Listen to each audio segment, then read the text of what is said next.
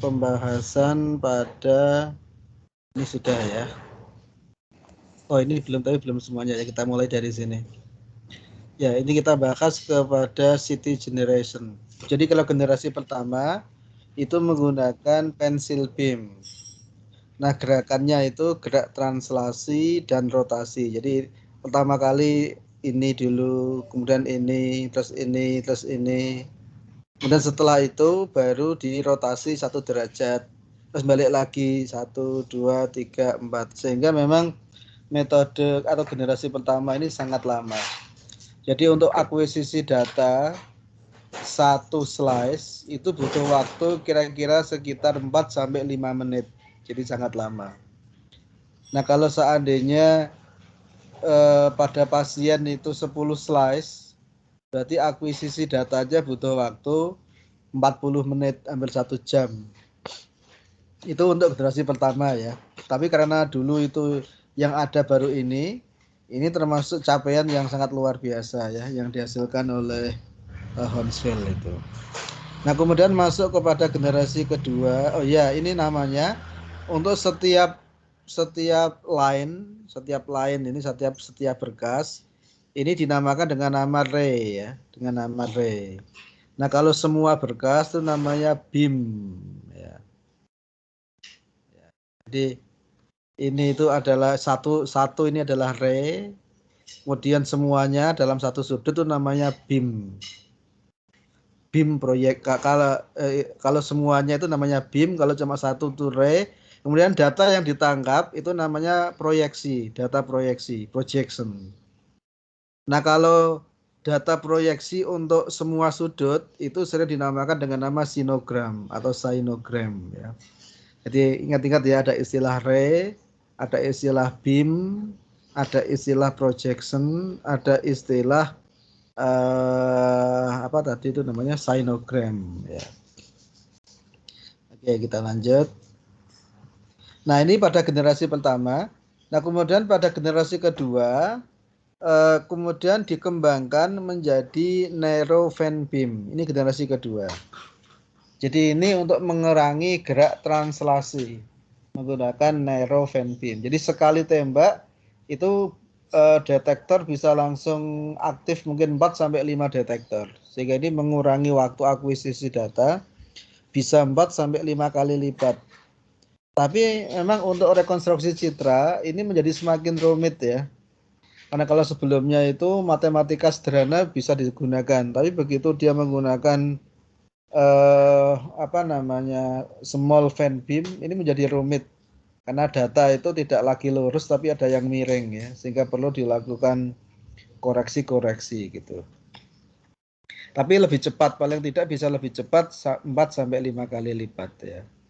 Nah, kemudian masuk ke generasi ketiga, itu tidak lagi menggunakan narrow fan beam, jadi fan beamnya itu kecil, tapi sudah menggunakan wide fan beam. Jadi fan beamnya itu sudah lebar dan mencakup seluruh objek yang dicitrakan.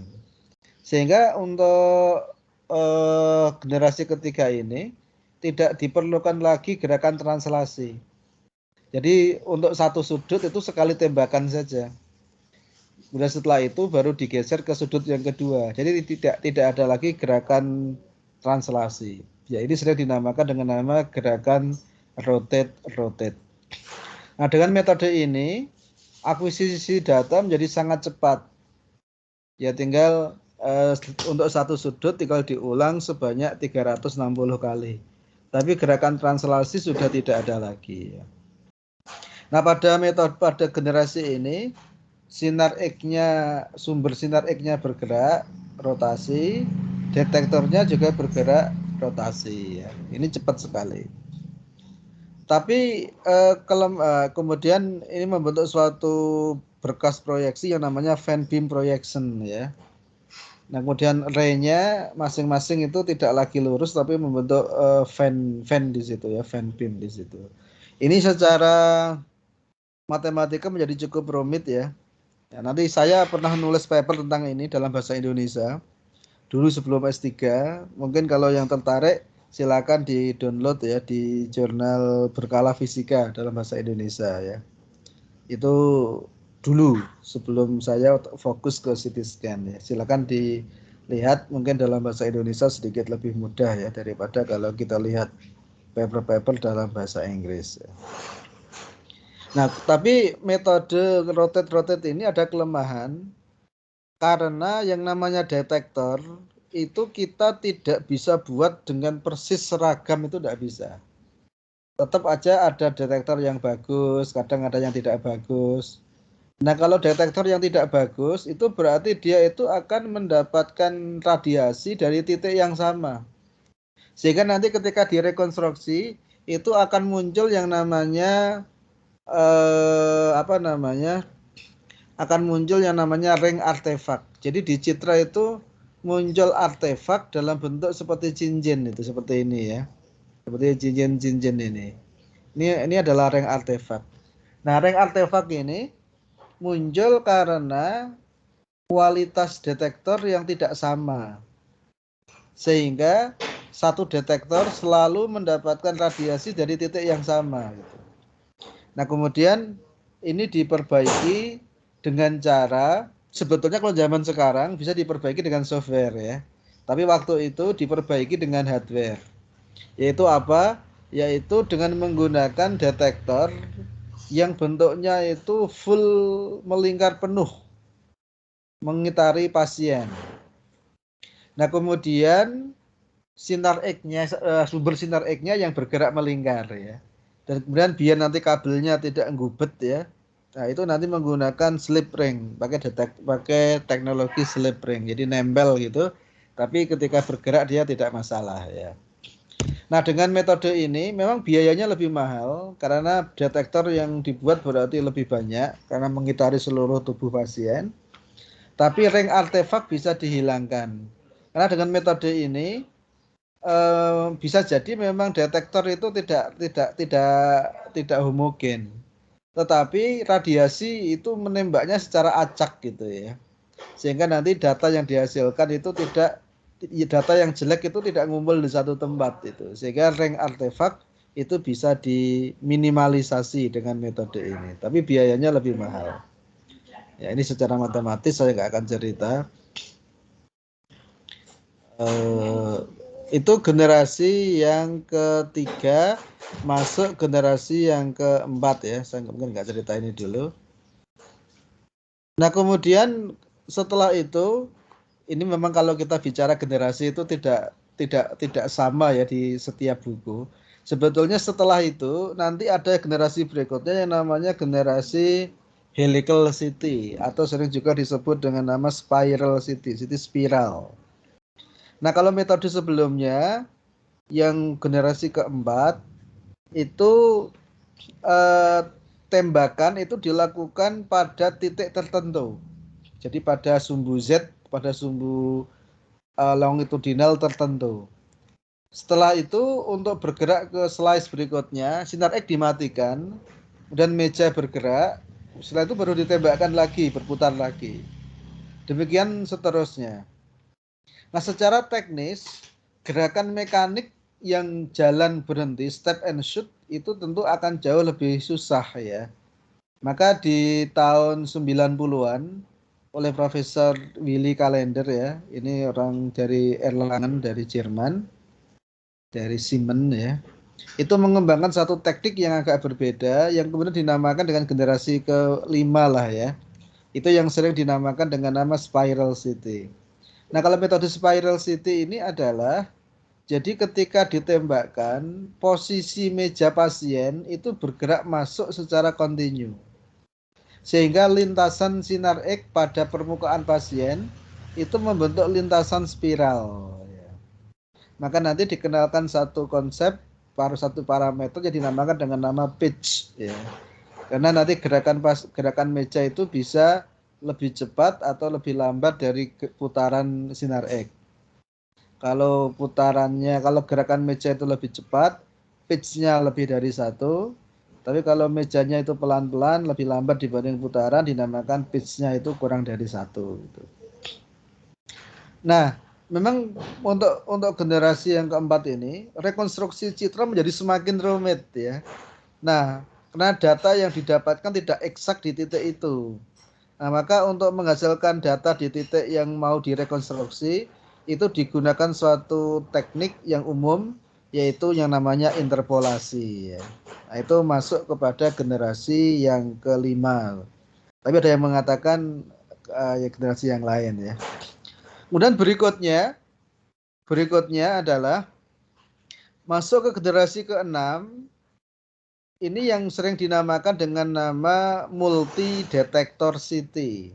Ada yang mengatakan MSCT, multi slice city. Ada yang mengatakan multi detektor city. Ada yang mengatakan multi row detektor city. Jadi intinya ke arah sumbu Z itu tidak lagi hanya satu detektor. Nah, kalau yang generasi sebelumnya memang banyak detektor ke arah arch, ke arah sudut, tetapi ke arah sumbu Z itu cuma satu detektornya. Nah, untuk generasi berikutnya, ke arah sumbu Z ini detektornya tidak hanya satu, tapi banyak. Itu yang sering dinamakan dengan nama multi detektor city atau multi slice city. Pada awalnya mungkin 4, berkembang jadi 6, jadi 16, jadi 32, jadi 64, jadi 128, jadi 254, jadi 300, jadi 420 dan lain sebagainya ya. Sehingga saat ini rata-rata CT scan yang dibeli itu pasti sudah multi detektor CT, bahkan sudah ratusan ya. Meskipun kalau di Indonesia yang umum mungkin 16, 6, 16, 64, 128 itu paling banyak. Tapi ada beberapa yang sudah 256, ada yang 360 dan lain sebagainya. Nah, dan panjang ke arah sumbu Z ini sudah banyak yang lebih dari 10 cm. Sehingga ketika dipakai misalnya untuk mencitrakan jantung, itu sama sekali tidak perlu lagi ada gerakan spiral ya. Cukup satu putaran itu sudah selesai gitu. Nah, ini yang sering dinamakan dengan nama multi detektor CT atau MSCT. Ini sekedar contoh Toshiba Aquilion 1. Ini jumlah detektor ke arah sumbu Z itu sudah ada 320. Dan masing-masing detektor lebarnya setengah mili. Sehingga total bisa mencakup 16 cm ya. 16 cm itu sudah cukup lebar. Kalau untuk jantung itu sudah tidak perlu lagi ada gerakan meja sama sekali ya. Kemudian ini untuk GE juga sama, tapi konsepnya agak beda ya. Dia menggunakan 256 detektor ke arah sumbu Z, tapi masing-masing ukurannya 0,625 mili. Jika total juga sama 16 mili, tapi dengan ukuran detektor yang berbeda-beda. Nah, ini sering juga dinamakan dengan nama generasi ke-6 atau juga ada yang nyebut generasi ke-7 ya. Udah enggak jelas lagi ya. Nah, pada generasi ini sudah tidak lagi menggunakan fan beam, tapi yang digunakan adalah cone beam. Jadi berkas kerucut, tidak lagi kipas tapi kerucut ya. Sehingga nanti ada sudut fan angle dan ada cone angle berkas sudut. Tapi nanti memang ada sedikit masalah ketika menggunakan sudut kerucut itu muncul yang namanya Hill effect yang dulu pernah saya omongin kayaknya ya, Hill effect. Hill effect itu maksudnya adalah intensitas di dekat katoda itu intensitasnya sedikit lebih kecil dibanding intensitas di arah anoda ya. Nah, itu namanya adalah Hill effect. Nah, makanya nanti kalau untuk CT scan yang modern sudah dilengkapi dengan kompensasi untuk Hill effect ini. Ya, kira-kira begitu ya. Nah, ini sekarang ini kita sudah masuk ke MSCT ini. Nah, kemudian ada perkembangan yang menarik. Selain MSCT, ada lagi yang sering dinamakan dengan nama cone beam city. Ini dinamakan juga dengan nama CBCT. Nah, CBCT itu seperti ini. Nah, CBCT ini umumnya itu bukan diterapkan pada asli pesawat City, tapi diterapkan pada pesawat-pesawat yang lain. Nah, kalau kepada cone beam city ini atau disingkat CBCT, ini memang meskipun sama-sama menggunakan cone beam, sama-sama city, sama-sama menggunakan cone beam, Cuma bedanya kalau pada CBCT ini menggunakan detektornya itu flat. Ya, mungkin seperti ini ya. Ini detektornya flat. Menggunakan FPD, flat panel detector. Dan CBCT ini biasanya diaplikasikan di luar pesawat City justru ya. Sama-sama City tapi di luar pesawat City gitu. Misalnya pada pesawat Linek. Ini contoh pesawat Linek yang sudah dilengkapi dengan CBCT. Ini sering dinamakan dengan nama OB ya, on board imager. Ini sudah dilengkapi dengan CBCT sehingga ini biasanya kalau di Linek dipakai untuk apa namanya, untuk IGRT, Image Guided Radiation Therapy. Jadi misalnya untuk radioterapi di mana gerakan organ misalnya pada paru itu bisa diikuti dan ditembak dengan presisi. Jika ini bisa mengurangi dosis pada organ at risk gitu. Jadi contoh yang lain misalnya CBCT ini dipakai pada dental panoramik. Jadi kayak dental panoramik itu nanti sinar X ditembakkan dari berbagai arah. Nah, ini detektornya menggunakan detektor flat ya. Juga dipakai misalnya pada fluoroskopi. Jadi fluoroskopi sekarang udah bisa 3D. Itu juga menggunakan CBCT ini. Termasuk saat ini untuk payudara itu juga sudah menggunakan metode ini, sudah 3 dimensi. Itu juga menggunakan CBCT. Jadi intinya yang membedakan CBCT dengan MSCT itu adalah pada detektornya ya. Kalau pada CT yang asli detektornya itu melengkung, bentuknya arch. Kalau pada CBCT itu menggunakan detektor yang flat, yang flat, yang datar. Dan ini umumnya dipakai malah di luar CT. Seperti pada dental panoramik, pada fluoroskopi, pada linek atau pada yang lain. Itu sering digunakan ini. Nah ini sudah selesai sebetulnya untuk kita bicara generasi. Tapi sebetulnya zaman sekarang itu muncul banyak generasi yang lain ya.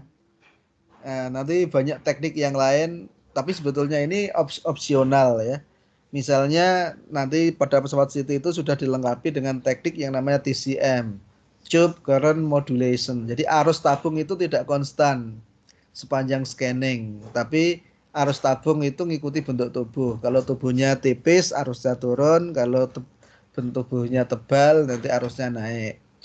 Juga dilengkapi dengan yang namanya CARE-KV ya. Jadi automated KV selection. Jadi tegangan tabung itu juga ngikuti bentuk pasien.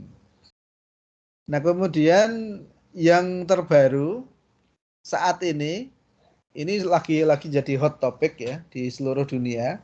Tapi di Indonesia sepertinya alatnya belum masuk. Itu yang sering dinamakan dengan nama dual energy city atau DECT. Dan ini kalau di luar negeri sudah berkembang menjadi poly energy city. Jadi PECT, PECT ya. Poly energy city. Nah, yang menarik dari dual energy city itu adalah bahwa CT scan itu menggunakan energi yang berbeda, menggunakan sinar X yang berbeda. Dan ini sangat menarik. Sangat menariknya adalah dia itu bisa untuk membedakan objek yang berbeda meskipun memiliki nilai pixel yang sama, memiliki Huntsville unit yang sama gitu. Sehingga memang dual energy city ini sangat menarik misalnya dipakai untuk media kontras ya. Kalau sebelumnya biasanya kayak gini. Jadi CT scan itu kan bagus untuk melihat tulang ya. Kalau untuk melihat jaringan lunak kan nggak begitu bagus. Lebih bagus menggunakan MRI. Tapi menggunakan media kontras itu membuat meskipun pada jaringan lunak itu sudah cukup bagus melihat kontras pada jaringan lunak. Karena jaringan lunak diisi dengan media kontras. Dengan media yang memiliki serapan sinar X yang sangat tinggi. Biasanya terbuat dari bahan yodium ya. Meskipun sekarang untuk riset sudah mulai menggunakan emas ya dalam bentuk nano emas, nano gold ya. Ini kalau di Undip Pak Pak Humayni ini juga salah satu risetnya adalah tentang gold nanoparticle itu ya. Nah, untuk media kontras. Tapi ini untuk masih penelitian.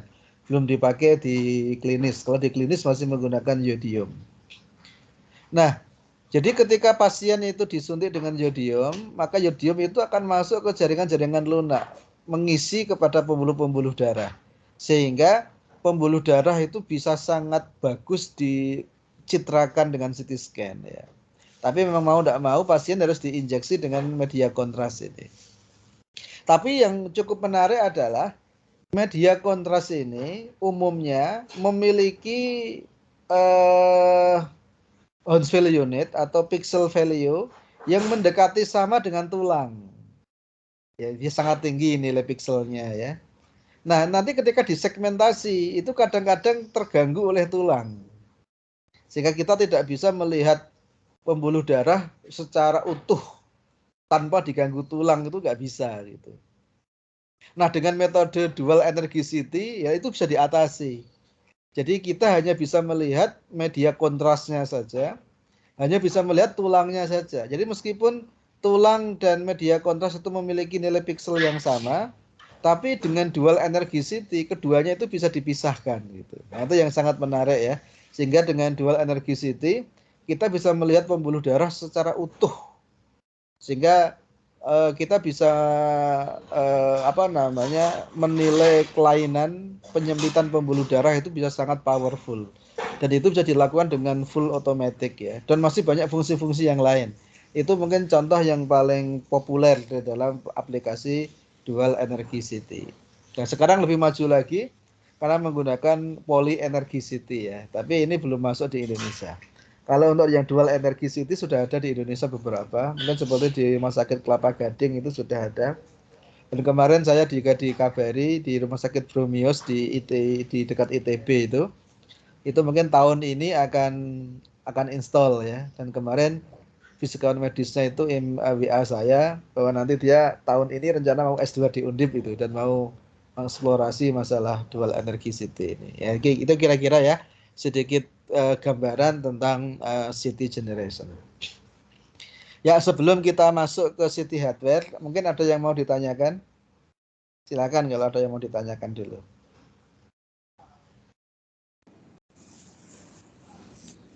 Saya belum. Oke, udah cukup jelas ya. Nanti buku-bukunya dibaca ya.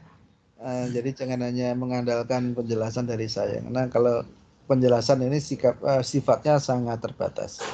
Oke, kalau tidak ada pertanyaan, sekarang kita lanjut ke hardware pada CT ya.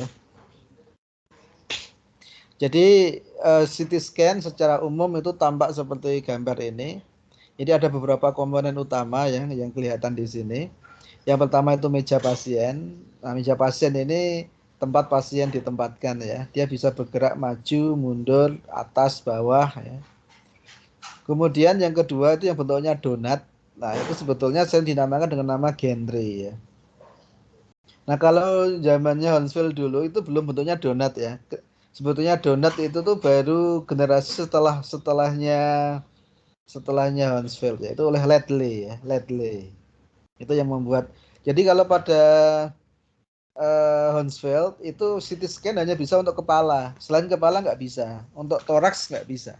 Kemudian ini dikembangkan, di-extend oleh Ledley. Yang CT scan itu bukan hanya untuk kepala, tapi juga bisa untuk body gitu ya. Nah, bentuk desainnya seperti donat ini.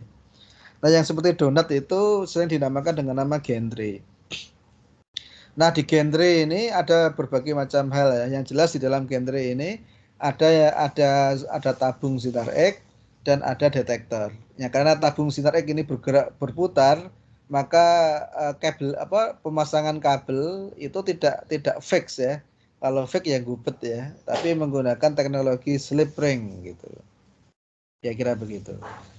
Nah, detektor ada di dalam gantry ini. Kemudian selain gantry meja yang utama itu ada yang namanya ada komputer ya. Dan komputernya biasanya memang menggunakan komputer yang paling bagus ya, yang paling bagus, yang powerful. Karena menangani data yang sangat besar dan butuh kecepatan yang sangat-sangat tinggi gitu. Nah, ini sering dinamakan dengan nama ini gantry geometry ya. Ini yang saya sebut tadi yang namanya slip ring itu seperti ini ya. Gambarnya bisa kelihatan ini seperti ini. Jadi ini ada ring, ini slip di sini ya. Sehingga nanti pengkabelan koneksi antar kabel itu ditempelkan di sini tanpa harus kabelnya ikut berputar ya. Itu menggunakan teknologi slip ring gitu ya. Mungkin seperti mungkin dulu di SMA atau di kuliah S1 ketika kita belajar tentang apa namanya? Tentang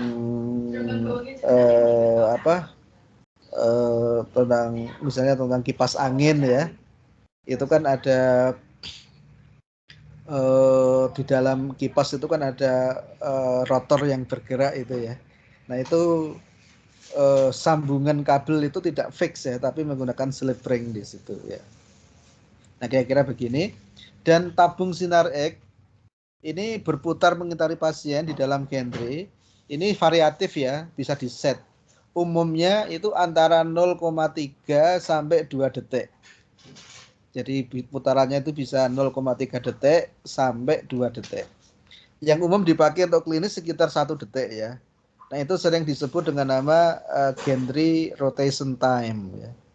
Nah, dan ini sangat menentukan. Jadi dosis radiasi juga sangat ditentukan oleh ini gantry rotation time ini. Jadi kalau putarannya semakin cepat ya tentu saja dosisnya semakin kecil ya. Nah, itu kira-kira seperti ini. Tadi udah kita lihat. Jadi selain ada gantry, nah untuk lubang sinar X sendiri ini untuk lubang CT, jadi gantry bore ya ada lubang. Nah itu secara umum, jadi selain ada CBCT ya, kita bicara yang MSCT aja.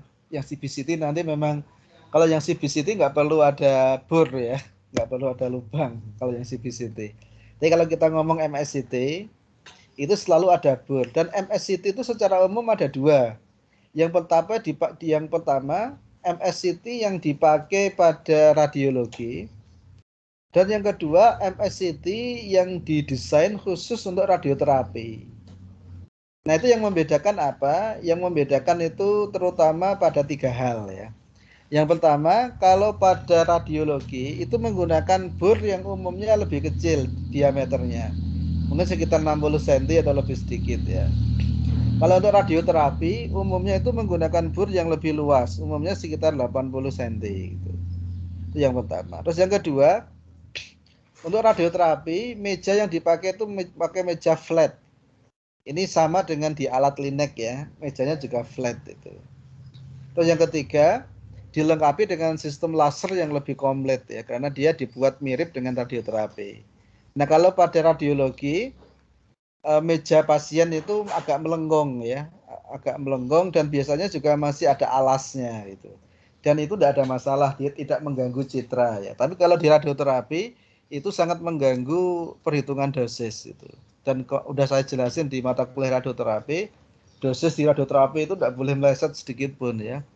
Meleset sedikit itu konsekuensinya bisa parah, bisa sampai membunuh orang ya. Baik membunuh orang karena dosisnya berlebihan atau membunuh orang karena kankernya nggak mati karena dosisnya meleset ya, jadi nggak tepat gitu ya. Oke, ini adalah gantry dan meja ya, meja pasien. Nah, meja ini bisa naik turun, bisa maju mundur, termasuk meja ini harus diuji ya ketika nanti kita dalam proses quality control. Ini contoh meja pasien yang sudah masuk dan ini betul-betul didesain dari bahan khusus. Tataannya itu ada di bagian depan itu ya. Tapi ketika dia bergerak ke arah apa namanya, ke arah bur atau ke arah apa namanya lubang gantry itu tidak boleh melengkung gitu. Jadi dia harus terbuat dari bahan yang luar biasa. Dia serapan sinar X-nya harus kecil sehingga dia nggak mengganggu berkas radiasi. Tapi dia harus kuat. Nah, ini yang butuh desain khusus dari orang-orang fisika material ya. Dan ini biasanya pakai bahan komposit khusus ya. Nah, kalau seperti besi, wah itu tidak bisa dipakai ya, karena besi itu serapannya sangat tinggi dan mungkin dia melenggong ketika dipakai gitu. Nah, itu tidak bisa dipakai seperti itu. Nah, kemudian yang di scan itu yang bagian kepala itu ya, yang masuk itu aja. Nah, nanti kalau gerakannya gerakan spiral, nanti dia akan membentuk spiral di permukaan tubuh ya. Sehingga nanti kira-kira radiasinya seperti ini. Jadi kalau seperti ini berarti yang di-scan itu dari ujung dari dada bagian atas atau leher itu sampai pelvis bagian bawah ya.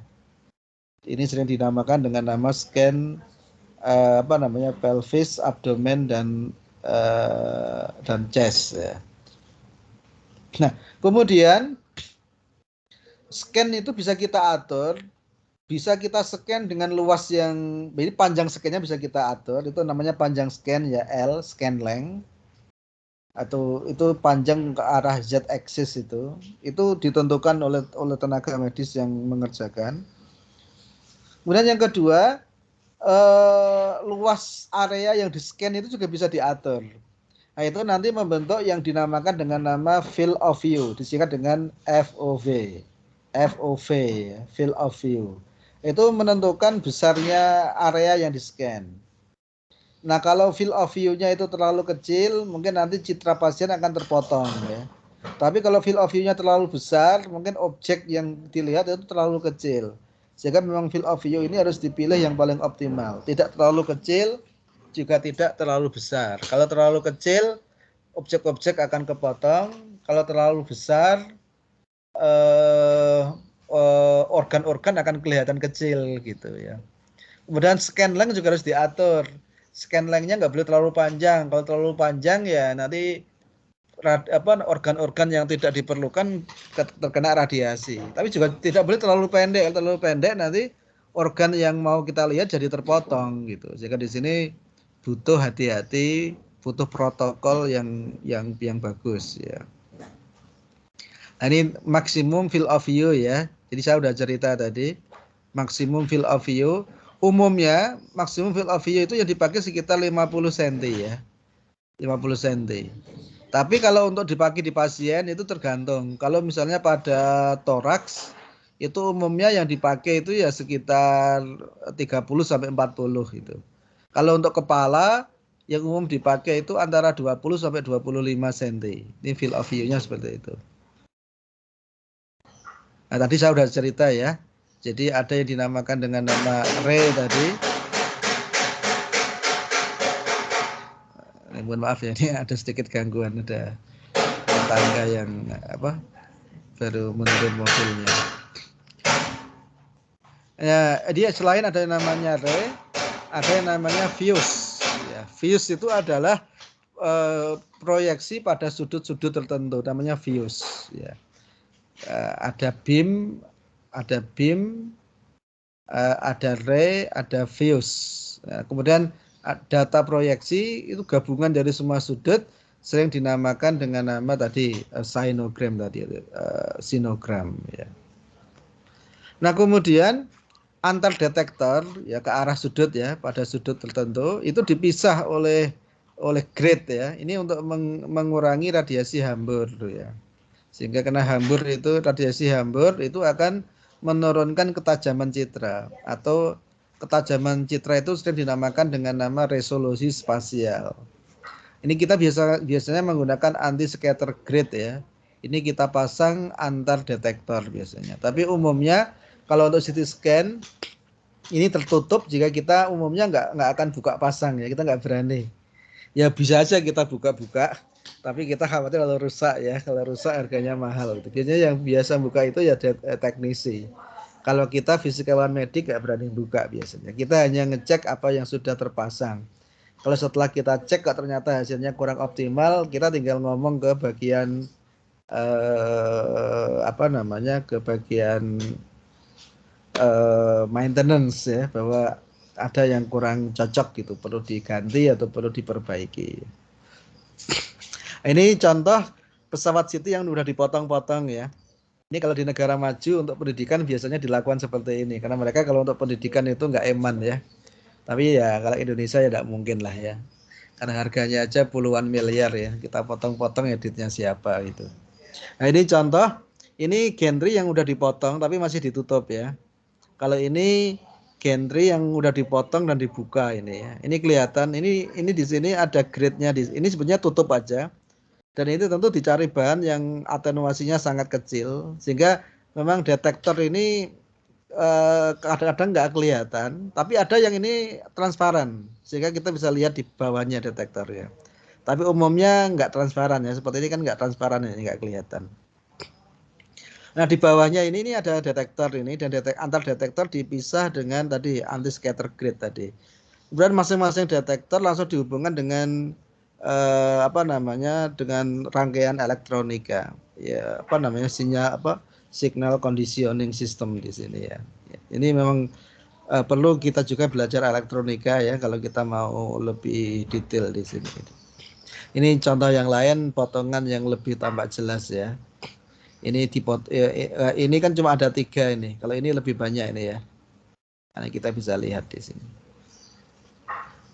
potongannya. Nah, oke, berikutnya ada yang namanya tabung sinar X. Nah, tabung sinar X yang dipakai itu umumnya seperti tabung sinar X pada umumnya ya. Dan ini juga sudah berkembang kemana-mana ya. Jadi kalau zaman dulu tabung sinar X itu ada katoda, ada anoda. Kemudian antara katoda dan anoda diberi tegangan yang sangat tinggi sehingga elektronnya itu dipercepat dari katoda menuju anoda. Nah, kemudian menumbuk jadi sinar X. Nah, ini contoh berkas sinar X ke arah sumbu Z ya, ini ke sana sumbu Z. Ini kelihatan nih ada yang namanya Hill effect. Jadi berkas yang di dekat katoda ini lebih tinggi dan intensitas yang di dekat anoda ini lebih kecil ya. Ini dinamakan dengan nama Hill effect. Nah, untuk CT yang modern, katoda dan anoda itu tidak dibuat diam, sebab sinar X yang ditembakkan, elektron yang ditembakkan yang jadi sinar X itu hanya sedikit, yang lebih banyak itu jadi panas ya, sehingga pada bagian anoda itu bisa jadi akan cepat mengalami overheating, mengalami panas yang berlebihan. Meskipun sudah menggunakan pendingin, tapi panas yang berlebihan itu kadang-kadang nggak bisa dihindari.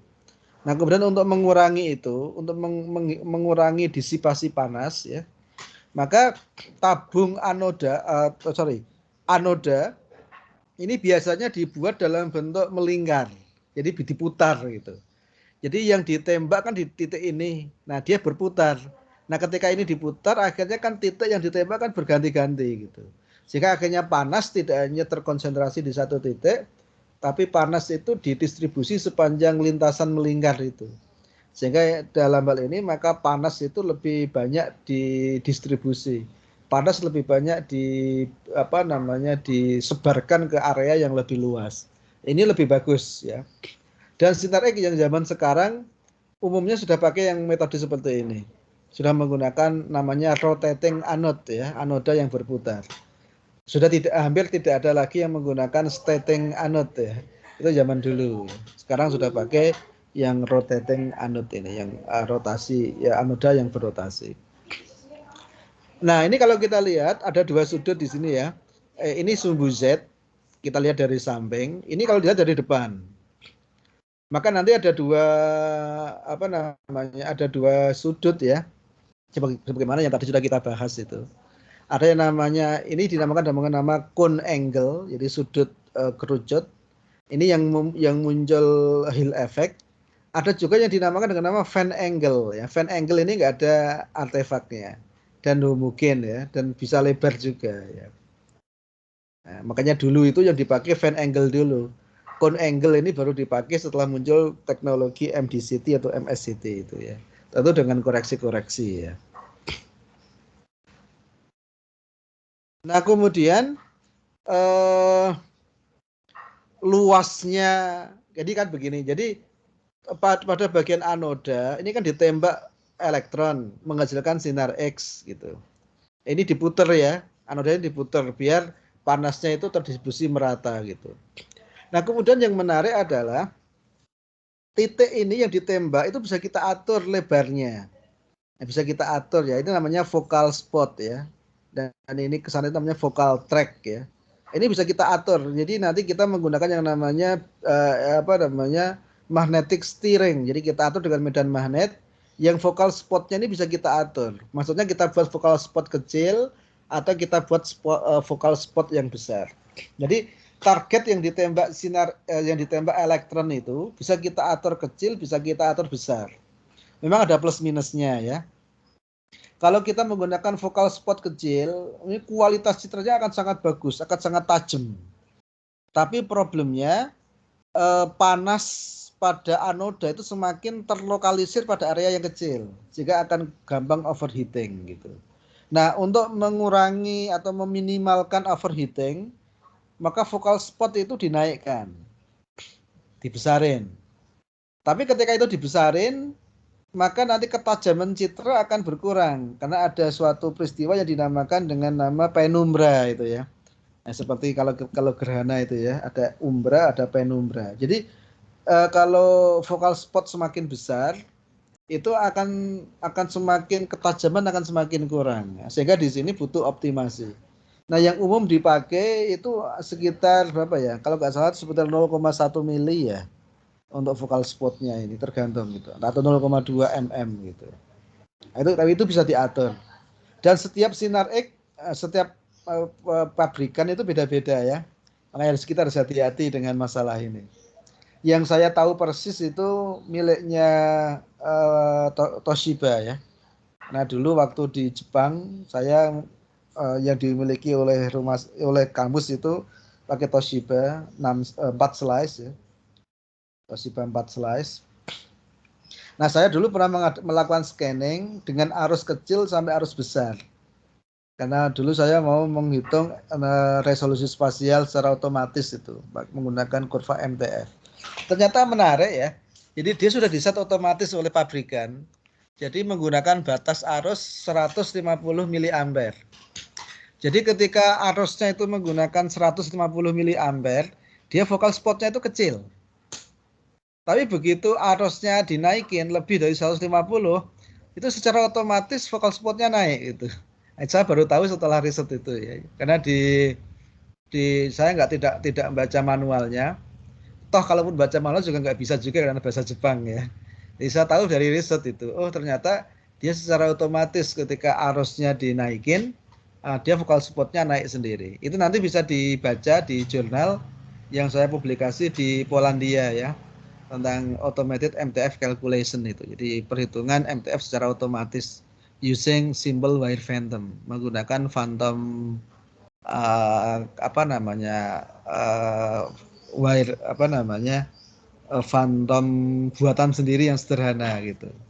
Itu nanti bisa di download, itu gratis, bisa di download di Polish Journal of Medical Physics, atau juga bisa dilihat di ResearchGate ya, karena ini open access jadi saya tampilkan di sana. Silakan nanti dilihat di sana.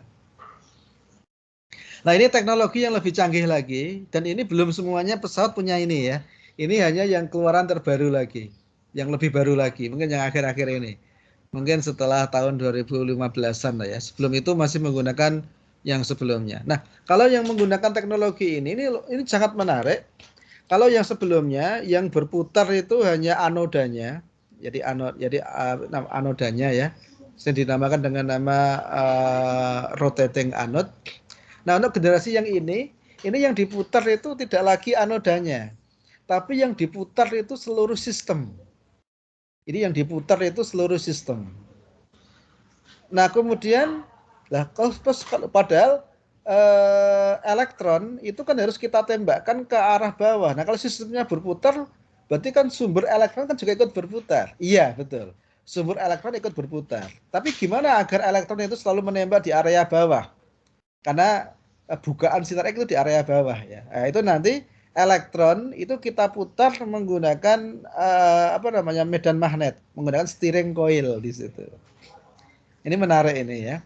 Nah, kemudian yang cukup menarik lagi adalah bahwa anoda itu ikut berputar, dan anoda itu langsung bersentuhan dengan oil pendingin, dengan cooling system gitu. Nah, kalau yang sebelumnya itu tidak.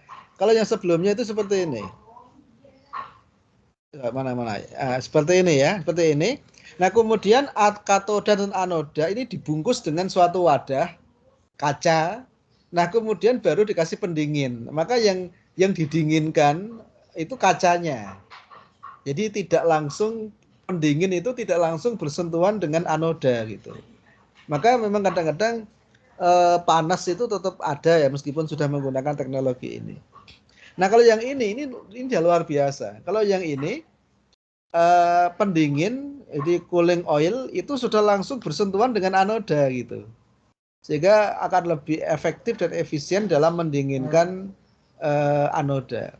Nah kemudian elektron itu ditembakkan ke titik bawah itu dengan menggunakan steering coil ya menggunakan gaya Lorentz seperti yang dipelajari di SMA itu ya. Nah ini yang menarik di situ. Dan tentu saja lebar berkas elektronnya bisa diatur ya. Bisa diatur apakah dikecilin atau dibesarin, ini sudah diatur gitu. Nah, ini contoh yang dulu yang menggunakan rotating anode ya. Nah, kemudian bagian sumber elektron juga bisa diatur ya. Sehingga dia bisa diatur agar menghasilkan berkas yang kecil atau berkas yang besar gitu. Nah, kemudian yang juga sangat menarik pada CT scan itu adalah masalah filter. Ini namanya physical filter ya. Nah, saya kemarin kalau nggak salah udah ditanyakan ya. Jadi tentang sinar X. Jadi sebetulnya sinar X yang dihasilkan oleh tabung sinar X itu ada dua ya, yaitu sinar X Bremsstrahlung dan sinar X karakteristik. Nah untuk sinar X karakteristik itu memiliki puncak-puncak itu ya. Nah kemudian kalau sinar X Bremsstrahlung itu umumnya dia itu bentuknya itu spektrum dari energi yang paling tinggi sampai paling rendah. Energi paling tinggi ngikuti tegangan yang digunakan. Jadi kalau tegangannya misalnya pakai 120 kV, maka energi sinar X yang paling tinggi itu 120 kilo elektron volt ya, keV. Jadi ada keV, ada keV ya. Kalau keV itu satuan tegangan, kalau keV itu satuan energi. Nah, sinar X yang paling tinggi energinya itu 120 kilo elektron volt, mengikuti tegangan yang digunakan. Nah, pada tegangan itu intensitasnya mendekati nol tapi ya. Udah setelah itu intensitasnya naik seiring dengan penurunan energi. Jika dia membentuk garis linier. Nah, intensitas yang paling tinggi itu pada tegangan nol. Ya. Tapi, ada tapinya ya. Tapi yang energi rendah itu nggak akan bisa lepas dari tabung. Karena nanti dia diserap oleh kaca, diserap oleh macam-macam. Sehingga bentuknya itu akhirnya yang energi tinggi itu keserap. Gitu. Dan memang sengaja kita serap. Karena energi rendah itu nggak ada gunanya. Seperti cahaya biasa. Yang kita gunakan itu sebenarnya yang energi tinggi. Energi rendah itu diserap oleh tubuh tapi nggak sampai ke detektor. Jadi rugi kita. Maka yang energi rendah itu harus dibuang. Nah untuk membuang itu kita menggunakan filter tambahan. Ini yang dinamakan dengan nama additional filter ya. Dan ini termasuk yang harus kita cek. Jadi itu yang kita cek namanya itu beam quality ya, kualitas berkas. Dan kualitas berkas ini nanti dinyatakan dalam satuan yang namanya HVL, half value layer. Jadi kalau kualitas berkas semakin bagus, itu HVL-nya semakin tinggi. Daya tembusnya semakin tinggi ya. Artinya radiasi yang kena pasien akan semakin rendah gitu. Nah, kalau pada sinar X biasa itu biasanya filter yang digunakan bentuknya lempeng. Biasanya dari bahan aluminium atau CU ya. AL atau CU. Nah, tapi kalau pada CT ini unik ya. Filter yang dipakai ini unik. Jadi yang dipakai tidak menggunakan filter yang bentuknya flat, datar, tapi yang dipakai itu filter yang bentuknya dasi kupu-kupu, seperti dasi kupu-kupu. Makanya dinamakan dengan nama body filter ya. Jadi di bagian tengah itu tipis, di bagian pinggir itu tebal. Nah, kenapa demikian? Ini alasannya karena pasien. Pasien itu bentuknya kan seperti lingkaran ya, meskipun tidak persis lingkaran ya, tapi mendekati lingkaran atau mendekati elip. Lingkaran itu kan berarti tebal di tengah, tipis di pinggir. Nah, kemudian sinar X ini kan ditembakkan dari berbagai arah. Nah, kalau yang tipis itu kan radiasinya kan tinggi. Kalau yang tebal karena diserap, maka diserap oleh yang tebal, maka radiasinya lebih rendah. Sehingga dengan menggunakan, kalau kita menggunakan filter yang bentuknya flat, maka dosis radiasi di pinggir itu akan jauh lebih besar dibanding dosis di tengah gitu. Nah, ini bisa kita minimalkan dengan cara apa? Dengan cara ngasih body filter ini. Jadi radiasi yang di pinggir itu difilter lebih tinggi daripada yang di tengah. Dengan demikian, maka nanti diharapkan radiasi di dalam pasien itu relatif homogen. Meskipun kenyataannya tidak bisa sangat homogen ya. Biasanya kalau untuk ukuran kepala itu bisa homogen itu, relatif homogen. Tapi kalau untuk tubuh, untuk perut itu biasanya, apalagi kalau orang yang gendut ya, orang yang gendut sampai misalnya diameternya sampai 32 cm misalnya ya. Nah, itu umumnya dosis di bagian pinggir itu masih lebih tinggi 2 kali lipat dibanding di tengah gitu. Meskipun sudah menggunakan body filter. Nah, itu kalau seandainya tidak menggunakan body filter, ya itu bisa berkali-kali lipat itu. Dosis di pinggir itu bisa jauh lebih tinggi daripada di tengah. Nah, maka untuk mengatasi itu, ini menggunakan yang namanya body filter. Tapi menggunakan body filter ini juga muncul problem berikutnya. Problemnya adalah bahwa pasien itu harus betul-betul berada diposisikan di tengah-tengah genre. Nah, kalau pasiennya ini tidak tepat di tengah-tengah, dosisnya akan meleset juga gitu ya. Nah, ini yang dinamakan dengan nama body filter. Nah, umumnya di pesawat City itu ada 2 body filter, 2 atau 3 ya. Ada body filter untuk tubuh, ada body filter untuk kepala ya. Nah, dulu ada yang mendesain body filter yang adaptif ya, tapi itu tidak populer ya. Tapi ada papernya itu, silakan dilihat di jurnal. Ada ilmuwan yang pernah mendesain body filter secara adaptif mengikuti pasien. Nah, tapi ini nggak populer ya. Kenapa nggak populer? Karena memang dosis radiasi pada CT nggak terlalu tinggi ya. Tapi kalau di pesawat Linek, hal-hal seperti ini sangat populer ya. Makanya seperti ada yang dinamakan dengan nama multi-leaf collimator MLC ya, itu sangat populer sekali. Dan harganya mahal ya. Jadi sistem MLC itu harganya bisa di atas 1M itu MLC-nya saja gitu. Ini contoh ya, body filter ya.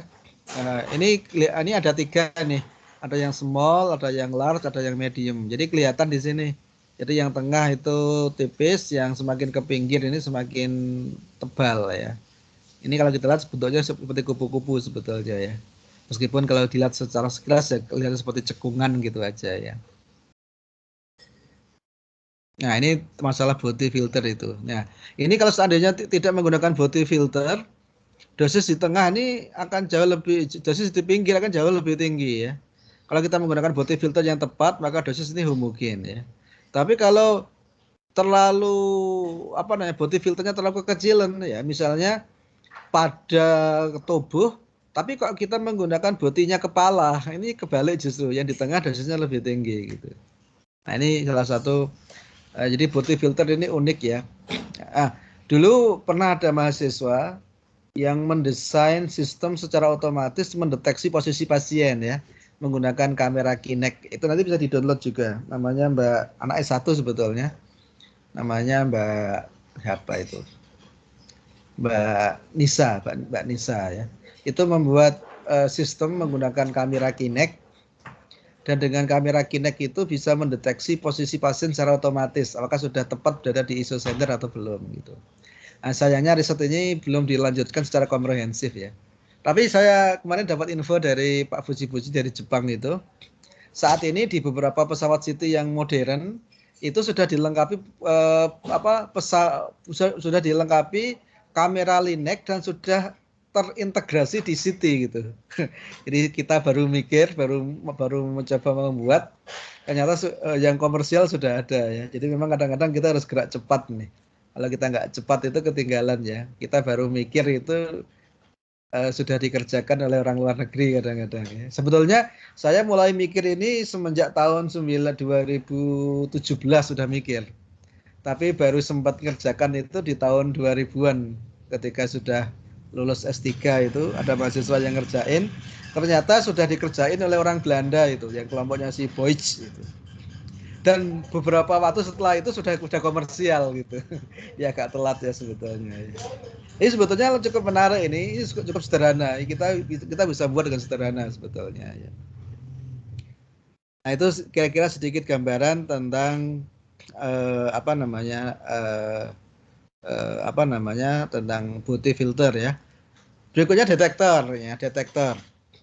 Nah, detektor ini masalah bentuknya ya, bentuknya dulu. Jadi kalau dulu itu menggunakan satu detektor, berkembang menjadi banyak detektor ke arah sudut, kemudian berkembang menjadi banyak detektor ke arah sumbu Z ya. Ini pada multi detektor CT atau MDCT atau MSCT.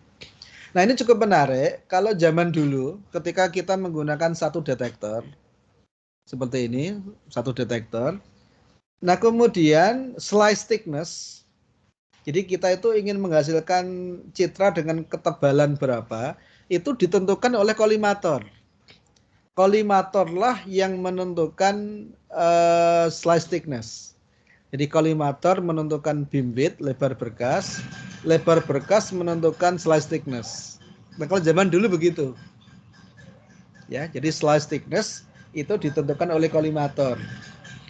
Tapi setelah berkembang teknologi MDCT atau MSCT, itu tidak lagi begitu. Nah, kita bisa lihat di sini. Ini kolimator ya. Ketika kolimator kita kolimasi berkasnya, ini muncul yang namanya beam width. Tapi yang namanya detektor, kalau seperti ini kita bisa lihat. Jadi detektor yang aktif di sini ada 4 kan, 1, 2, 3, 4 itu. Sehingga kalau yang teknologi yang terbaru, slice thickness itu tidak lagi ditentukan oleh kolimator, tapi slice thickness itu ditentukan oleh slice width, ya, oleh slice width atau ditentukan oleh detektornya. Tapi yang menarik lagi adalah bahwa detektor itu bisa kita aktifkan secara sendiri-sendiri dan bisa kita aktifkan secara berkelompok. Jadi misalnya seperti ini, itu satu detektor bisa mewakili satu data, atau bisa kita gabung 2 detektor mewakili satu data gitu. Sehingga untuk yang teknologi yang sekarang, slice thickness itu ditentukan oleh software gitu, tidak lagi ditentukan oleh detektornya. Paham ya? Jadi kalau zaman dulu slice thickness itu ditentukan oleh kolimator, kemudian berkembang slice thickness ditentukan oleh ukuran detektor. Tapi kalau sekarang slice thickness itu ditentukan oleh beam width ya. Dan sekarang udah luar biasa. Sekarang CT scan itu ukurannya, slice thickness-nya itu sudah bisa di bawah 1 mili. Di ketebalan berkasnya itu di bawah 1 mili ya. Atau yang saya dinamakan dengan nama sub milimeter ya. Sehingga kita bisa menghasilkan seakan-akan true 3D image ya. Jadi citra yang betul-betul 3 dimensi gitu. Sekarang begitu. Kalau zaman dulu belum bisa. Dulu itu umumnya slice thickness itu sekitar 1 cm ya, sangat lebar ya, sangat tebal. Nah, sekarang kita sudah bisa menghasilkan sub milimeter. Jadi slice thickness itu bisa di bawah 1 mili gitu. Ini luar biasa ya. Ini kita bisa menghasilkan betul-betul true 3D image ya. Nah, kemarin ada mahasiswa yang mengembangkan software ya untuk menghitung slice thickness secara otomatis ya. Bahkan itu kemarin di rombong 3 mahasiswa itu. Ada 1 anak S1 dan 2 anak S2 ya. Dan kemarin ada yang diterima di Amerika ya, di AAPM itu. Nah, itu Mbak Lasiah itu. Nah, itu cukup menarik itu, silakan di-download. Itu baru terbit bulan ini. Bulan Agustus. Ya, jadi kalau kita lihat di bulan Agustus, nah itu ada di jurnalnya AAPM, di Journal of Applied Clinical Medical Physics miliknya Amerika ya. Nah, itu ada jurnal miliknya Mbak Lasiah itu. Silakan di-download nanti. Itu tentang automated slice thickness calculation gitu ya. Sangat menarik, silakan dilihat. ini saya nggak cerita, ini agak rumit ya. Jadi ada teknologi baru, meskipun tidak diterapkan oleh semua vendor ya, itu yang dinamakan dengan nama flying focal spot. Ya. Ini cukup menarik ini. Jadi flying focal spot itu prinsipnya sebetulnya dia itu sebetulnya jumlah detektornya terbatas. Katakan aja detektornya misalnya 32 gitu ya. Di detektornya 32, tapi focal spotnya itu flying, jadi bisa digeser. Jadi bisa pada arah sudut tertentu, dan pada waktu tertentu dia tuh geser sedikit ke arah sudut, geser geser gitu. Sehingga meskipun detektornya itu cuma 32, tapi seakan-akan dia itu bisa mendeteksi 64 slice gitu. Nah, ini menarik ya, karena menggunakan flying focal spot itu. Nah, ini teknologi ini secara teknik sangat cerdas menurut saya ya, karena menambah detektor kan menambah biaya. Nah, ini dia bisa mendapatkan slice thickness yang banyak, detektornya seakan-akan banyak, tapi padahal jumlahnya sedikit itu. Tapi dia menggunakan teknologi di bagian sinar X-nya, tabung sinar X-nya. Dia menggunakan flying focal spot yang dia bisa digeser sedikit-sedikit gitu. Nah, ini yang namanya dan ini faster scan dan bisa thinner slice ya. Tapi tidak semua vendor menerapkan teknologi flying focal spot ini ya. Nah, tadi kita udah cerita tadi ya. Jadi collimated beam width, jadi beam width itu tidak sebanding dengan slice thickness ya. Jadi tidak sebanding dengan beam collimation ya. Jadi makanya nanti ada yang namanya ada beam collimation oleh collimator, ada juga yang namanya collimated beam width ya. Maka nanti kalau menggunakan multi slicity, lebar berkas itu adalah perkalian antara lebar satu detektor dengan jumlah detektor ya, makanya N dikali T itu. Jadi kalau lebar detektornya adalah T, kalau detektornya ada N ya berarti N dikali T itu. Jadi collimated beam width itu diwakili dengan N dikali T gitu. Ini kan yang teknologi sekarang mendekati ya. Tentu tidak sama persis ya, tapi mendekati itu. Nah, ini yang menarik ya, masalah teknologi detektor. Nah, kalau zaman dulu detektor yang dipakai itu menggunakan detektor gas. Jadi ketika ada gas, kemudian gas itu dilewati sinar X, akan timbul efek fotolistrik atau efek Compton, yang kemudian menimbulkan sinyal listrik gitu. Tapi kalau kita menggunakan gas, itu efisiensinya kecil, karena gas itu kan dengan sangat mudah ditembus oleh sinar X tanpa mengalami interaksi kan. Sehingga untuk menghasilkan sinyal yang bagus itu butuh gas dengan kerapatan yang sangat tinggi dan butuh gas yang memiliki tingginya harus tinggi gitu, harus ukurannya harus tinggi gitu. Kalau enggak nanti bisa jadi sinar X itu lewat tanpa mengalami interaksi. Nah, kalau sinar X itu lewat tanpa mengalami interaksi, ya berarti tidak mendapatkan sinyal gitu.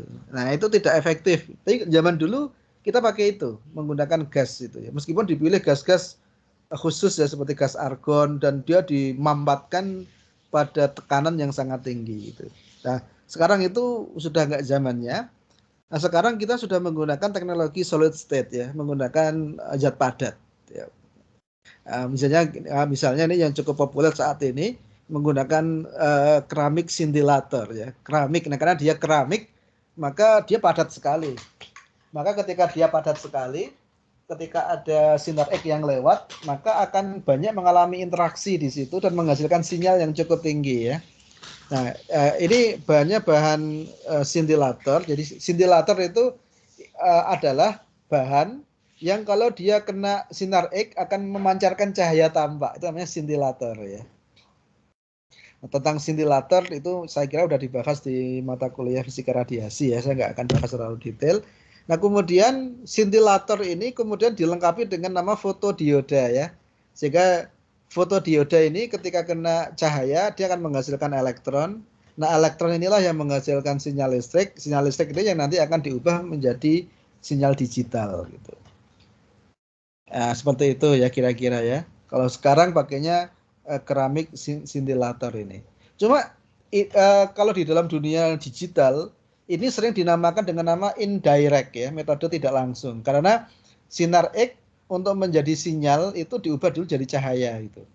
Nah, sekarang dengan teknologi yang terbaru itu sudah ditingkatkan lagi, tidak lagi menggunakan scintillator, tapi langsung menggunakan direct ya, menggunakan direct solid state detector itu. Jadi ketika bahan itu dilewati sinar X, itu tidak lagi menghasilkan cahaya tampak, tapi langsung menghasilkan elektron. Nah, elektronnya itulah yang langsung ditangkap jadi sinyal listrik itu. Ini lebih canggih lagi.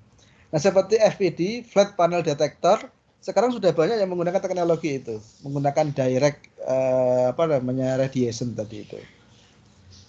Nah, ini memang berkembang terus ya, berkembang di bidang detektornya, berkembang di bidang sinar tabung sinar X-nya, berkembang di bidang rekonstruksi citranya, berkembang di bidang image display-nya, berkembang di bidang teknik untuk akuisisi datanya, sehingga memang ini berkembang di berbagai hal ya, dan ini membutuhkan multidisipliner ya. Nah, kalau saya sendiri karena saya lebih banyak di bidang software, kalau saya lebih banyak otak-atik di post processing ya. Karena kita tidak punya akses ke bagian pre-processing ya. Tapi saya sebenarnya juga tertarik untuk bekerja di pre-processing sebetulnya. Tapi sayangnya nggak punya akses data ke sana. Akhirnya kita hanya punya data, citra yang jadi ya sudah. Citra yang jadi itu yang kemudian kita olah gitu. Jadi kita bermain di post-processing gitu. Tapi kalau kita punya kenalan pabrikan yang kita bisa akses di data-data raw data ini saya kira sangat menarik ya. Saya kira seperti itu. Nah, kemudian dari ini detektor, kemudian di bawahnya ini langsung masuk ke detektornya ya. Setelah itu nanti langsung masuk ke elektronika ya. Jadi setiap detektor itu langsung terkoneksi dengan conditioning system ya, elektronika. Nah, dari elektronika ini langsung terkoneksi ke komputer ya. Dan ini butuh fast elektronik ya, elektronik yang sangat cepat. Karena kita bekerja dengan data yang sangat banyak. Dan kita juga bekerja dengan komputer yang sangat powerful ya, karena kita bekerja dengan. Nah, ini yang cone beam projection itu ya. Ini kalau yang detektornya flat seperti ini sudah dinamakan dengan nama CBCT ya, cone beam CT. Wah, ini full cone beam CT acquisition. Nah, dengan menggunakan cone beam CT ini pasien udah nggak perlu lagi bergerak ya. Ataupun kalau bergerak itu tinggal mungkin bergerak satu langkah atau dua langkah tok gitu. Bahkan kalau sekarang kalau untuk pemeriksaan jantung menggunakan CBCT itu udah tidak perlu lagi ada gerakan, betul-betul pasien itu diam gitu, sudah tercover semuanya oleh berkas radiasi ya. Jadi organ of interest itu sudah tercover semuanya. Nah, ini yang tadi saya cerita ya, flat panel detector ya, ini sekarang banyak dipakai di mana-mana ini. Nah, ini teknologi flat panel, saya nggak cerita banyak ya. Nah, ini masalah perkembangan kecepatan ya, jadi saya tadi cerita di tahun 70-an ketika awal CT scan dikenalkan, itu untuk mendapatkan satu slice itu butuh waktu sekitar 500 detik. Ya sekitar 4 sampai 5 menit lah ya. Sekitar itu. Nah, kemudian berkembang di tahun 80-an itu mulai dikenalkan yang namanya spiral CT ya di tahun 80-an. 90-an, 80, 90 itu spiral CT. Tapi memang dari sisi kecepatan ya, waktunya sudah sekitar 5 detik ya. Tapi 5 detik ini masih jauh lebih tinggi daripada breath hold ya. Kita menahan nafas. Apalagi kalau dibanding dengan heartbeat ya, detak jantung. Nah, detak jantung itu mendekati 1/100 detik ya. Sehingga teknologi dulu memang sudah nggak bisa dipakai untuk heartbeat itu. Nah, dulu sebetulnya di tahun 80-an, nah itu ada teknologi baru yang namanya EBCT, Electron Beam CT. Jadi elektron itu langsung ditembakkan ke target gitu, seperti linek gitu ya. Tapi ini nggak populer. sempat diproduksi tapi kemudian hilang dari pasaran ya. Mungkin terlalu mahal ya. Sehingga waktu itu nggak populer. Tapi udah bisa sangat cepat itu, udah mendekati heartbeat itu dulu itu. Tapi hilang tiba-tiba, nggak tahu setelah munculnya Helical City itu, EB-City ini hilang dari peredaran dan nggak diproduksi lagi ya. Nah kemudian di menjelang tahun 2000-an ya, ini mulai muncul MD City itu, multi detektor city itu ya. Itu di tahun 2000-an itu. Terus ini berkembang. Di tahun 2005-an, nah ini sudah mendekati heartbeat ini. Nah sekarang, nah ini sudah melewati ini ya. Jadi sekarang itu masalah kecepatan akuisisi data udah nggak penting lagi ya. Udah berhasil dicapai. Makanya sinar CT sekarang banyak dipakai di pemeriksaan jantung ya. Karena betul-betul sangat powerful di situ. Jadi kita bisa melihat detak jantung dengan sangat presisi ya. Citra untuk sistolik, diastolik dan lain sebagainya itu kita bisa lihat dengan sangat presisi. Termasuk sekarang di CT itu ada yang dinamakan dengan nama EKG CT ya.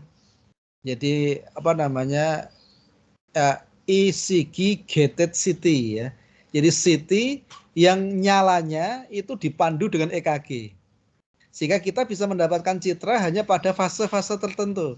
Nah, seperti jantung itu kan berdetak kan. Nah, kalau berdetak itu kita tangkap citranya itu kan kabur gitu. Selain kabur juga akhirnya radiasinya sangat tinggi gitu. Nah, sekarang sudah dilengkapi teknologi CT itu yang namanya ECG gated CT. Jadi CT yang dipandu menggunakan EKG gitu.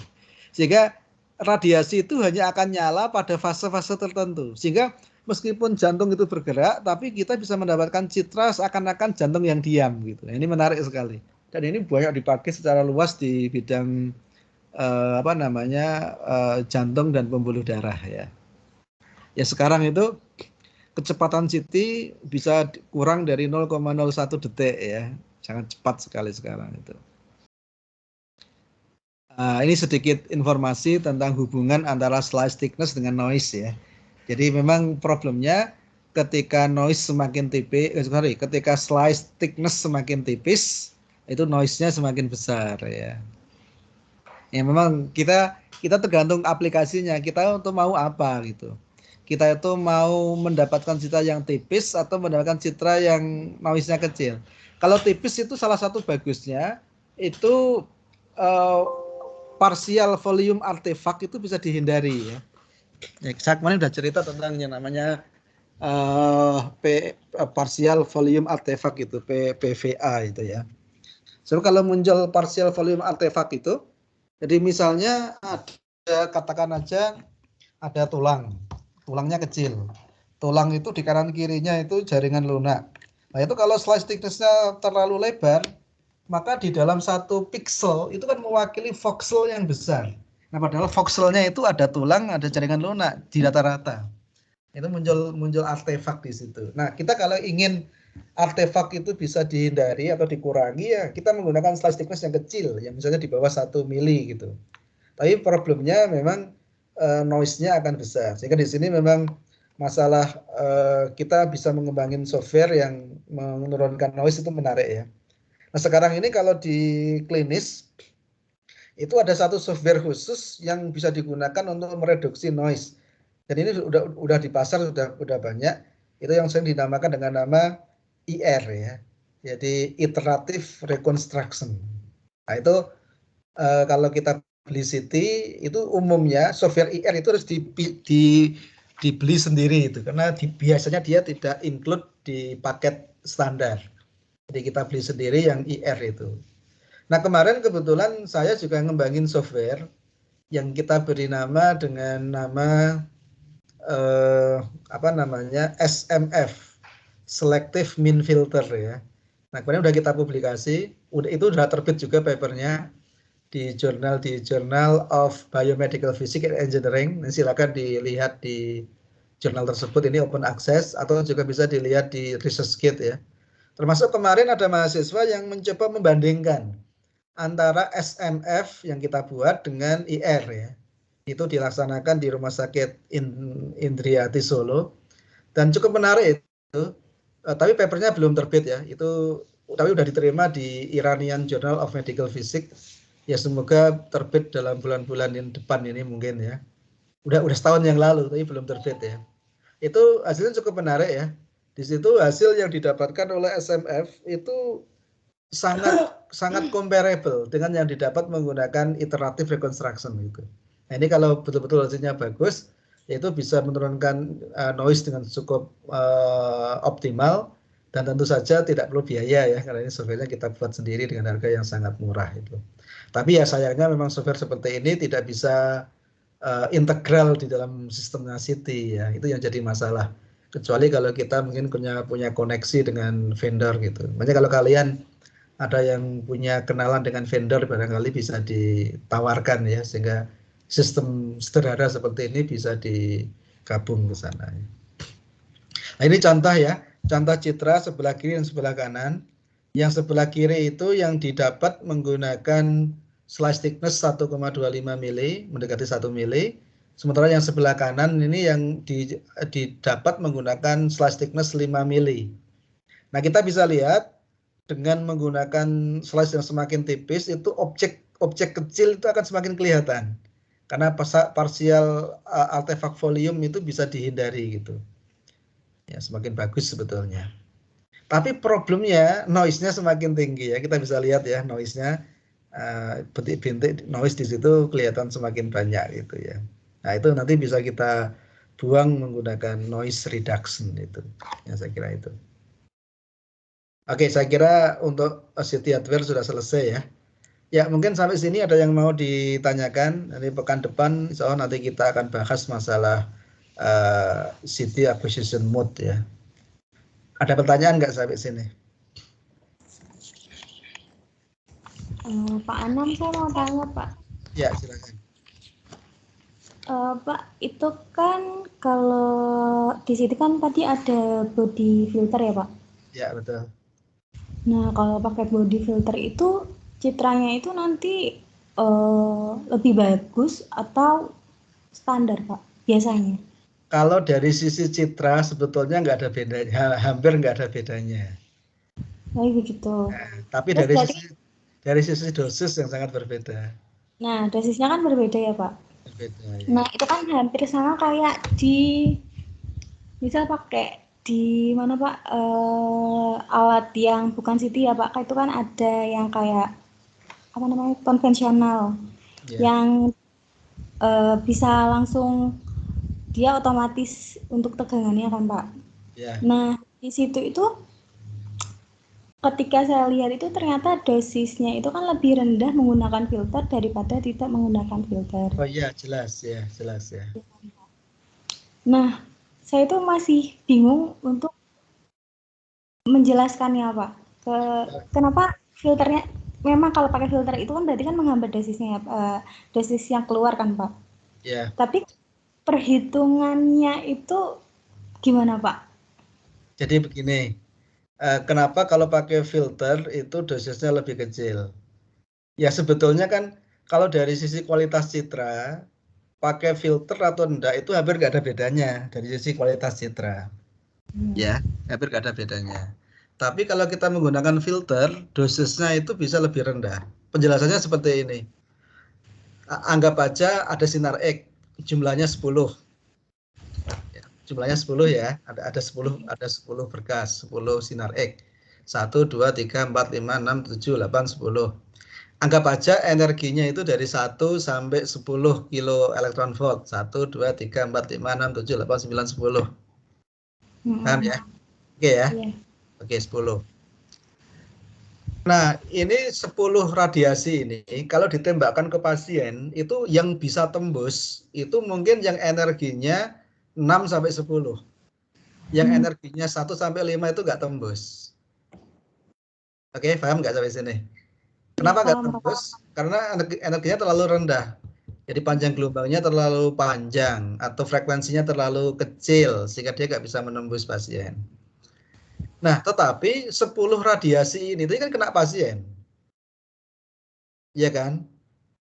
Nah, karena kena pasien otomatis kan radiasi itu kan yang dihitung dari 10 pasien, dari 10 radiasi itu, dari 10 berkas itu. Iya nggak? Iya, Pak. Oke, sekarang kita tambah filter. Kita kasih filter dengan ketebalan tertentu.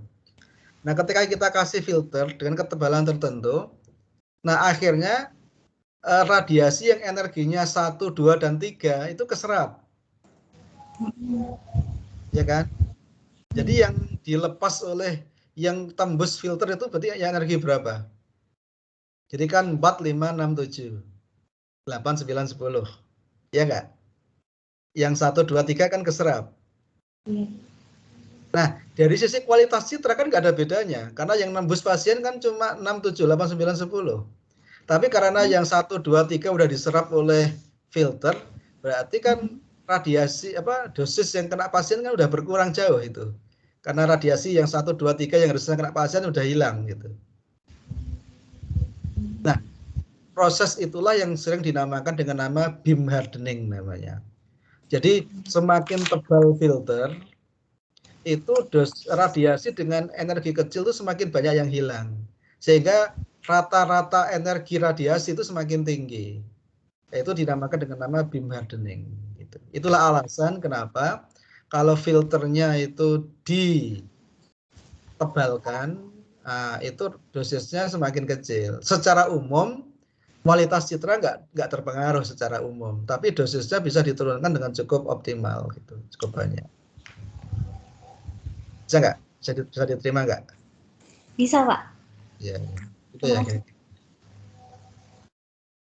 Ada yang lain nggak? Cintanya, Pak. Ya, silakan. Nah, misal itu kan alatnya dari luar negeri nih, Pak. Misalkan kalau ada kerusakan, itu teknisi yang didatangkan dari luar negeri atau di Indonesia ada nih, Pak? Biasanya seperti Siemens gitu. Siemens itu kan punya kantor pusat ya. Jadi punya pabrik. Yang kedua, dia punya kantor pusat. Yang ketiga, biasanya dia punya kantor-kantor perwakilan di masing-masing benua. Nah, kalau untuk Asia, biasanya itu Asia Pasifik namanya ya. Asia Pasifik biasanya mengcover Asia sama Australia. Nah, kalau untuk kantor-kantor seperti itu, biasanya itu pusatnya kalau nggak di Cina, ya di Singapura biasanya ya umumnya ya kantor Asia Pasifik itu. Kemudian nanti selain ada kantor Asia Pasifik, dia punya cabang di tiap negara. Yang tugasnya beberapa hal ya. Yang pertama ada yang tugasnya itu sales, jualan. Ada yang tugasnya itu service. Ada yang tugasnya itu sebagai teknisi. Ada yang tugasnya mungkin sebagai sebagai penyuluh. Ya, seperti fisikawan medis yang tugasnya itu sebagai customer service gitu. Jadi untuk menjelaskan kepada customer tentang penggunaannya apa, kekurangannya apa, kelebihannya apa, biar awet gimana. Nah, kalau sebagai customer service seperti itu biasanya itu fisikawan medis yang mengerjakan. Nah, kalau seperti Siemens Indonesia itu yang menjadi medical physicist untuk customer service itu namanya Mas Wahyu. Mas Dwi. Nah, Mas Dwi dulu itu mahasiswa kita juga. Nggak tahu, saya lupa tahun 2011 atau berapa gitu. Nah, dia yang nangani Siemens di Indonesia itu Mas Dwi itu. Nah, nanti kalau ada apa-apa ya kita yang jelasin beliau. Nah, terus nanti Siemens di Indonesia juga ada bagian service ya. Jadi kalau misalnya ada problem ya kita kontak ke Siemens, nanti customer service itu yang akan memperbaiki. Nah, apakah bayar atau tidak tergantung perjanjiannya ya.